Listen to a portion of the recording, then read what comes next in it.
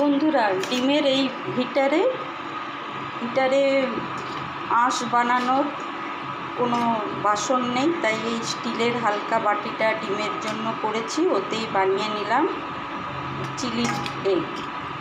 মানে এতেই সব মশলা, সর্ষের তেল, পেঁয়াজ, নুন, হলুদ, সস, তারপরে জিরে গুঁড়ো, গরম মশলা সব কিছু দিয়ে এটাতে এরকম কম আঁচে ঢাকা দিয়ে এমনি করে একটু নেড়ে একটু জল ছেটা দিয়ে বেশ 15 মিনিট মতন লাগলো। এটা একটা বানিয়ে নিলাম।